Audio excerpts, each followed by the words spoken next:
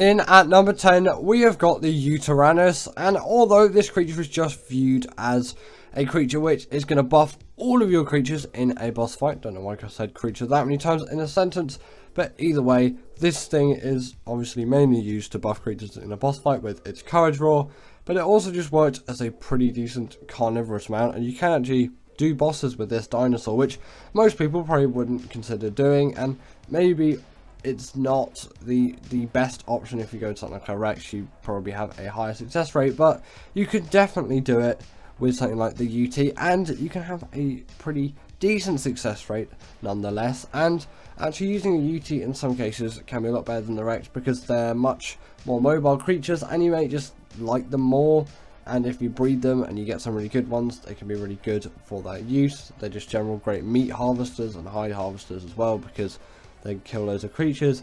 And obviously you can use their fear roar as well, not really in boss scenarios, but you can kind of use them as a sort of turret thing, that like if someone's coming to raid your base on a pteranodon, you can always just fear roar those things away is what I meant to say, and then from that you can essentially disable them from raiding you, which is actually a pretty decent strat if you've never tried it. Next up, we have got the basel, and this creature can actually make oil in its inventory, which is actually a pretty useful thing. And you know, you might just use this thing as a caving creature, but it is also a pretty good creature for exploring just the general ocean biome, which is actually quite an integral part of the game in some ways, as obviously it's ocean caving, but also for a lot of resources you need to explore, you know, get loads of oil and silica pearls and black pearls and all of that.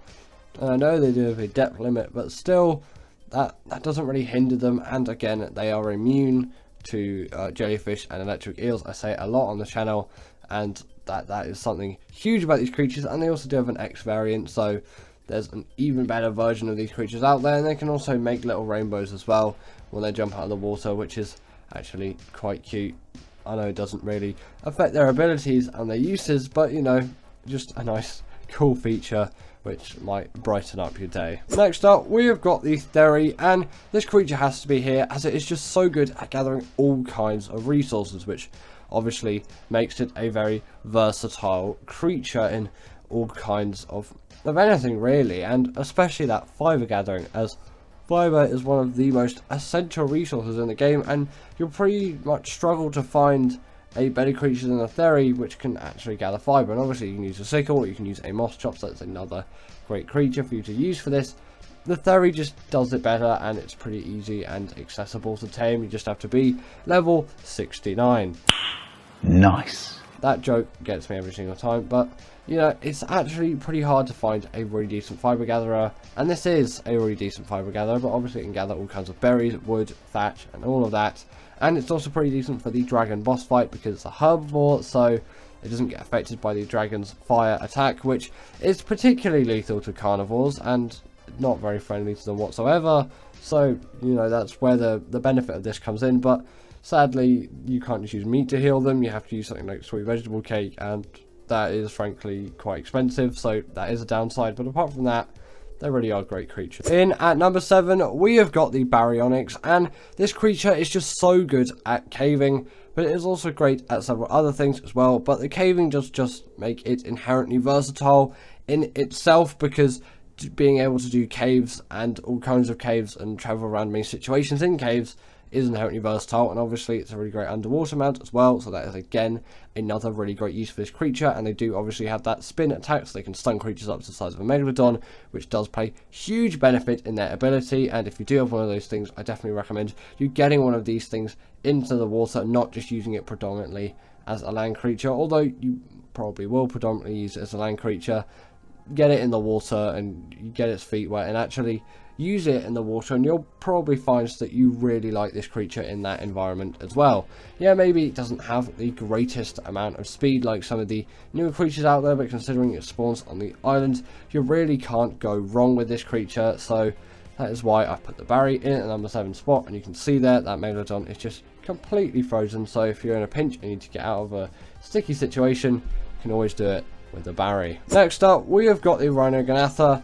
Personally, I don't really like this creature because I find it's a little bit too overpowering in what it can do, but I know loads of you out there really like this creature, and I'm not going to diss it for its versatility, even though it's not a favourite of mine, so I am going to put it on this list, although you might not quite agree with my next choice, which is my preferred option, and I will say it, albeit this is the kind of better creature in my opinion. It's just I don't enjoy using it, which is why I put it lower on the list, but still, this creature is full of very exciting opportunities. This thing can pick up creatures up to the size of a Rex, and pick up Paracers, pick up all kinds of really big creatures, which is inherently a really great use in its own thing. Cryos do exist though, not on ASA at the moment, so it's the only way of really getting those big creatures around, but on normal Ark, you can make do with Cryos, and you'll definitely have loads of them by the time you get the saddle for this thing, or even attempts to tame one, because it is quite a difficult, lengthy process. Pretty much just a rip-off of the Reaper tame, but you know, it is the same game publishers and the same game makers, so you can't really call it a rip-off, let's say, because I just said that earlier. You kind of maybe call it a rehashing.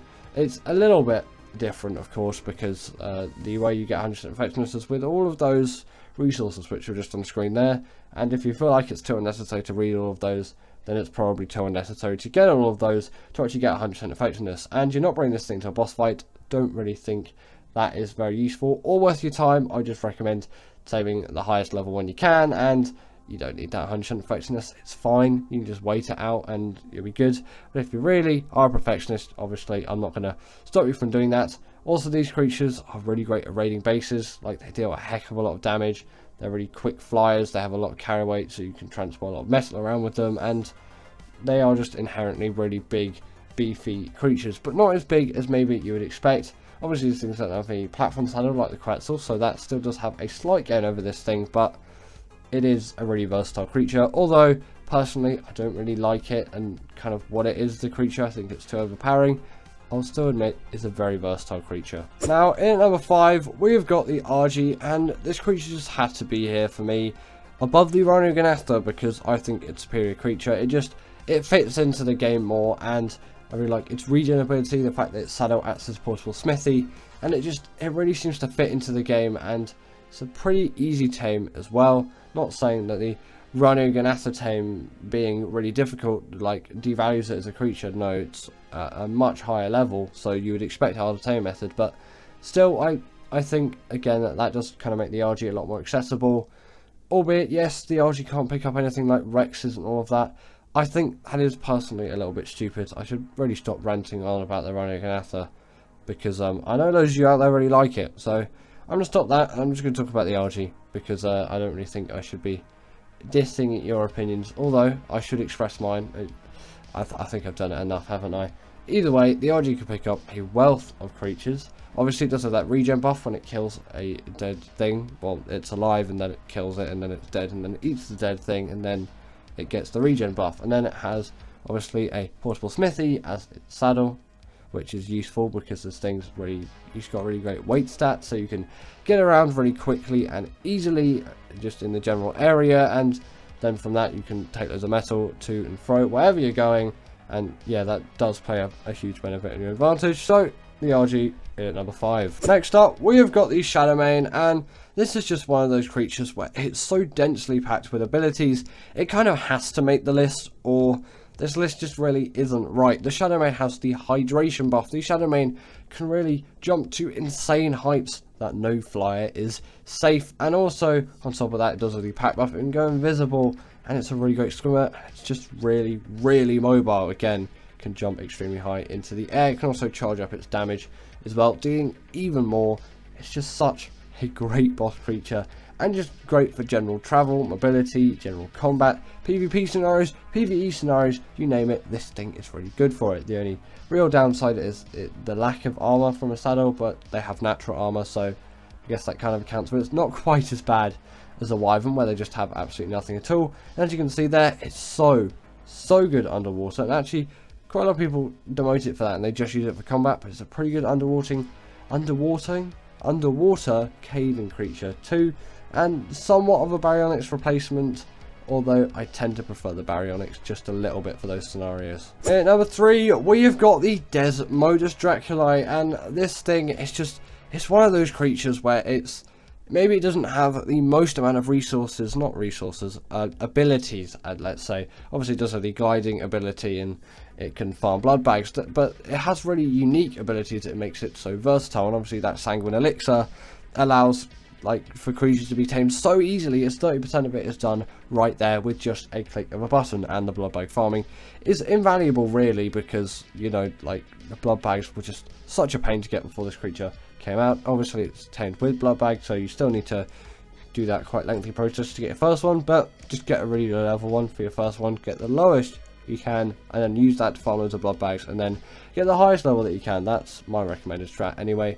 For the Desodus, these things can also go invisible at night time as well, but stupidly I was in the Wastelands biome and it never goes nighttime there, and you can't really change that, so that's good for me choosing the perfect biome for this creature. In number 2, we've got the Blood Stalker, and this creature, I feel like people diss it for what I really use it for, and maybe some people will think, well, the Shadowman and Desodus are more versatile. This is just a travel mount, and you can't really use it for bosses and all of that. And albeit, yes, you can't, but it is a really exceptional underwater mount, which is why I put it here. And it's actually my favourite underwater mount, with no questions whatsoever. Sorry about the yawning there. It's quite late in the evening as I'm recording this. But yeah, these things are my absolute favourite underwater creatures, no questions asked. They're so quick, they're so easy to take in the water, they can skim over the top of the water, which the Shadowman can't do. I know the Maywing can, but the Maywing's not on this list because it's only really great for travelling. And yes, that thing with all its breeding abilities essentially acting as a portable feeding trough, and it can carry babies around the place. Yeah, it's useful for that and versatile for that, but personally I think all the creatures on this list do excel a little bit further than that. That's just kind of maybe genuinely what you would expect, just 2 abilities at a minimum. But yeah, this creature, you can gather loads of hexagons with it on Gen 1. I know that point's probably going to come back to bite me actually with the Maywing when you look at some of these other creatures on the list, but I just don't really think the Maywings should be on the list. But I guess it got an honourable mention spot here, you could say. But either way, these things are capable of getting loads of hexagons on Gen 1.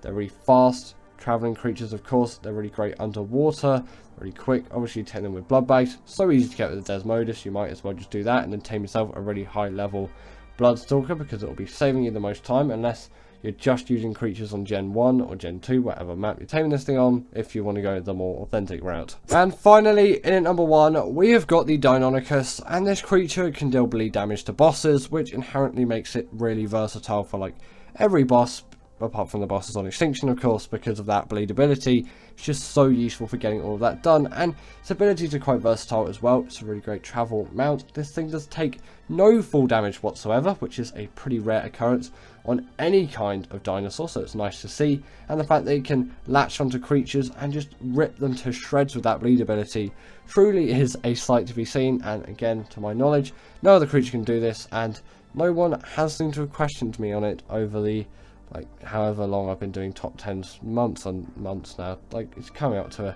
maybe a year at this point. I don't know. No one has questioned me on this, so I'm pretty sure, I'm perfectly confident that it is true. Let's say 99%. These things also do have a pack buff as well, which again is going to boost them in those boss scenarios, and they have a heck of a lot of mobility on top of just them not being able to take full damage. Because, would you rather have the small Titanosaur that can get around everywhere, or the big Titanosaur that just can't take full damage? You're probably going to go for the smaller agile one, because I don't know why I use a Titanosaur there, but either way, yeah, this thing could parkour up walls.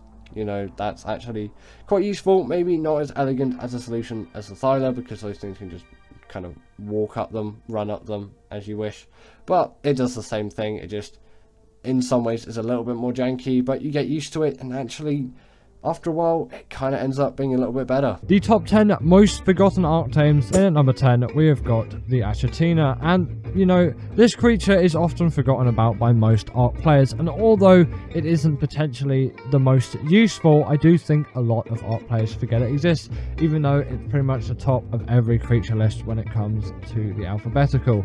These things are obviously the best for gathering all things cementing paste, although most people will use a beels these days with some insects or beaver dams, but this will do it passively, of course. But apart from that, it doesn't gain much notoriety, which is why it's on this list. Next up, we have got the Pachy, and I really feel like this creature doesn't get enough attention, and I think that's partly because of just its poor design is in general as a creature. This thing isn't really loved the most by Ark players, as it is a little bit of a pain to tame and they don't really have many uses. Although yes, they can deal some torpor damage, they really don't, amount to anything in the long run. And considering taming them is just not great in the first place, it's not really worth having one even. And, with the Pachy spawning on the island, it is one of those tames where you think it might be popular as a small beginner starting mount, but no, this thing is just simply not used. I think a bit of TLC could go a long way with this dino, but after all, I don't really think this is going to get used unless a update happens to it, because it just isn't a great creature at the moment. While it can deal torpor damage with its little chargy thing, it isn't very fast and it is just a pain to tame, and it takes frankly too long to tame for its size and where you'd be taming it relative to the game. Coming up next, we have got the Phoenix, and this is really a good shout in my opinion, as considering how rare this creature is to tame in the first place, most Ark players haven't even seen one of these things in the flesh. To start with, Scorched Earth isn't a very popular map anymore, and across all time, Scorched Earth hasn't been a very popular map anyway. And for that reason, it also makes the Phoenix even less likely to be tamed. There was probably a little bit of a regeneration when Scorched Earth came around, and then obviously you could tame this thing on ASA's version of Scorched Earth, and obviously when the initial release came out. But considering their slightly abnormal taming methods and the fact that you have to do it within certain conditions, that is the reason why these creatures are largely forgotten about. While the fact that they can smelt things in their inventory is a pretty nice ability to have, I don't think it's worth it for most people to go through all the hassle. The only people really taming these things are people who really just want the Phoenix for whatever reason, or people who just want to tame every dino. In number 7, we have got the Dorphodon, and this is a little bit of a shame in my opinion, as the Dorphodon has a lot of potential and actually can be pretty useful in some given scenarios, dealing damage to riders and not the creatures that the players are actually riding, getting them off the tames quicker. This is especially useful in a lot of PvP combat scenarios, but I just think maybe the game has out-evolved them a little bit, and that's why they're sort of left in the dust and no one really pays any attention to them. And I think it is a little bit sad with this creature, as more is deserved. Coming up next, we have got the Pelagornis, and I think the reason why I've put this here is it's pretty overshadowed by a lot of the other Ark tames which you'll find out there.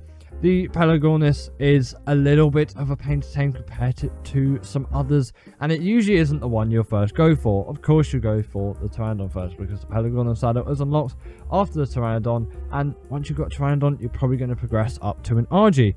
The Pelagornis is never really a step for anyone, and although they are one of the few flyers, if not only flyer, that can glide along the top of the water and gather fish out from it, it is still maybe not a useful enough skill, because you're never really taking your flyer to water, you're taking your flyer to get around places. And although the Pelagornis has a pretty cool model and it's got some great design and actually can be pretty speedy in a lot of cases, it is severely overshadowed by the far more popular Pteranodon and Argentavis, and it sort of does make sense for this creature. I don't really have a use for it, but it is very cool in concept, and I do really like the model for this creature, and it is a nice one which will occasionally tame, because I just feel like maybe I want one, but I get for most people, including myself, it's never really something I even think of, let alone consider, which is why I would consider this Ark creature as forgotten. Coming in at number 5, we have got the Diplocus, and considering this creature, I think originally it was a lot more popular than it is today.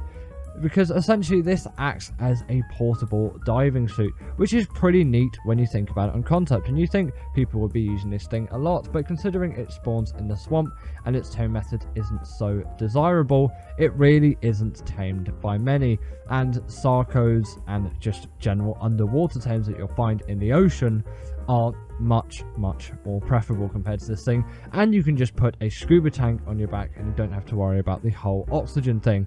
But I do think they do have some use if you don't have that oxygen tank, if, you know, leveling just takes ages on whatever server you're on, but largely people don't tame them. The Eurypterid is up next, because why wouldn't it be? After all, the only reason why you'd be going for this creature is black pearls, and that's the reason why I haven't put it right at the bottom of the list, because it does have some sort of use, which is the black pearl gathering. These things just linger at the bottom of the ocean, like you can see here. This is a force tamed one, which is why it's not moving, but I'll get it to follow me around in a second. But yeah, I just never think about these things until I was putting together this list, and I was like, oh yeah, the Eurypterid exists. It's one of those creatures which I barely ever come across, and even if I do see one, I'll just be like, I won't even take notice of it even, and occasionally be like, oh yeah, Eurypterid's in the game. It's to the point where I always forget they exist, and when I was making this video, it was the last thing I put on the list, because I realized, oh yeah, these things exist. But considering their black pearl use, it's why I'm putting them in the number 4 spot and not anywhere else, because I don't think it's quite deserved to put it a little bit further down, as some people do use them. At number 3, we're gonna put the Lampprey. And the reason why I'm putting this here as well is it does have a slight use on Ab, sort of enacting as a temporary light pet, but it's not really something which I consider, and I've never used one in my whole Ark playing. I obviously had to spawn this thing in because they don't really spawn on general maps, at least as far as I'm concerned. They definitely do spawn on Ab, but no one's really using them apart from that one use occasionally. Again, it's good in concept and they're a cool, neat little creature, but they're really not something which I think people think about, and certainly I don't think about. And after all, it is my list, even though sadly this is the only creature in this video that managed to actually get me killed. At number 2, we have got the Ammonite, and all you know these creatures for is when you go near them, you hit them, everything else aggroes onto it. It's sort of like the Eurypterid. Again, these things hang at the bottom of the ocean, but they have even less use than the Eurypterid. But if you didn't know already, if you do force tame one of these things, you can get some pretty disturbing, let's say, riding animations. And with my really derpy character, you know, there's a lot of fun in recording this B-roll, and I was just like, what the hell is going on when I was recording this? And I knew it happened because I made a short about it way back last year, I think. But it still is funny to see that you can do this, and this is about the only notable thing I can say about the Ammonite. Don't think anyone thinks about them. Considering they're one of the most popular or just well-recognised fossils in the world, it is a little bit of a letdown that they're so forgotten in art, but at least you have this derpy riding animation. And in number 1, we have got the Lampprey. This was sort of a balance between, like, forgotten and useless in a way, because there is no use for this thing, and its taming method is horrible, and I do not wish anyone out there to tame it. Also, for some reason, a Megalodon spawned in just randomly and then started to fight this as well, which sort of interrupted the B-roll. But there we go. You can watch this little fight in action. But the Lampprey is tamed with giant bee honey, which is a pain to get in the first place. And, you know, even if you do get that, you probably don't want to use it on a Lampprey. It's a tame that lasts for 30 minutes, and it improves the loot you can get from deep sea drops. But I basically never go deep sea dropping, and the drops on Gen 2 are good enough anyway, and on ASA they're pretty decent, and I can just put the drop rates up if I really want that. And I use the upgrade station mod anyway to upgrade all my gear. I know no one out there is really using these things apart from the occasional people and the people who just have to tame every Ark creature for the sense of achievement. But apart from that, it's such a forgotten Ark tame, and I think it should stay that way. But if it did get TLC, it's a really nice model and a pretty cool creature. So thank you to my wonderful patrons Ekaterina Puchkova, Karina Thorne, Dominic Mesijewski, and Ethan Tapia, who have all supported me through Patreon or through YouTube memberships. If you want to join this list, then go join Patreon or YouTube members. But thanks to all of these guys.